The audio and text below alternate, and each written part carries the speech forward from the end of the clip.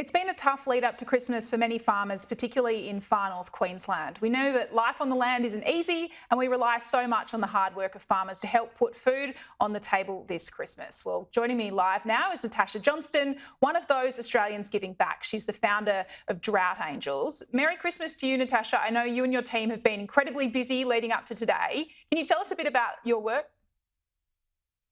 Yeah, Merry Christmas, Trudy, and Merry Christmas to all the Sky viewers there today. I hope everyone's having a lovely day. So we support our farmers. We originally started in 2014 supporting our farmers throughout drought, and over those 10 years, we've expanded into all natural disasters. So we support our farmers Australia-wide through fires, floods, droughts, mice plagues, pandemics, cyclones, you name it. So we support our farmers with a lot of financial assistance and emotional wellbeing support as well. Your name really undersells what you do, Drought Angels, but as you say, you deal with so much more than that, and so do every day our farmers right across the country. What's the reception like from farmers when you're able to provide this sort of support? Oh, it's actually humbling. These are people who never put their hand out for assistance. They're very proud people. So when times get a little bit challenging and they have to ask for a little bit of assistance, it's difficult for them. But honestly, the response that we get from them, we always just say to them that it's not charity. We're not giving you charity. We're simply giving you a thank you for all that you do to put the food on our table and the clothes on our back. Because without you, none of us would be here. We'd all be hungry and starving, and we wouldn't be alive. So you can almost see them take a sigh of relief when we tell them that it's a thank you gift. And, the thank yous that we get back in return make everything worthwhile that we do at Drought Angels. I've had farmers tell me that they would have lost their farms if it wasn't for Drought Angels, or they wouldn't be here. There's some who contemplated suicide and wouldn't be here today if it wasn't for the work that we did to help them through the difficult times. Yeah, you hit a big hiccup earlier this month too. I saw one of your trucks that was loaded with donations was damaged by thieves. Tell us about that and how were you able to recover ahead of Christmas? We had one of our volunteers in Brisbane. He's been donating.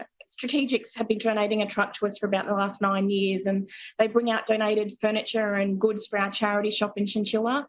And one Sunday night they broke in and stole the truck with it was all loaded, ready to come up to us.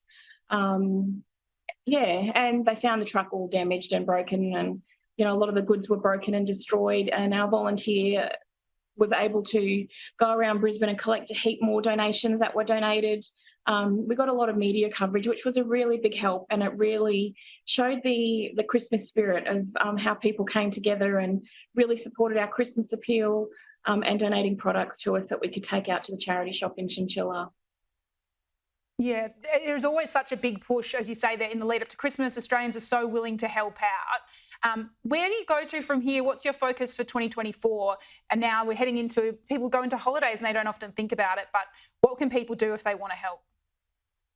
Yeah, so 2024, I think, is already starting to look like a very busy year for us with the cyclone and the fires in New South Wales and Western Australia. So I think when we get back from our break on the 8th of January, we'll pretty much hit the ground running to be checking in on our farmers in those areas. And then if there are any farmers listening in those areas that need assistance, we really encourage them to reach out to us in the new year for any support that they might need. So I think we'll hit the ground running, and there's looking forward to, we've got a new team in our farmer support team. So I think it's going to be a really exciting and positive year for Drought Angels. It has been a challenging year fundraising.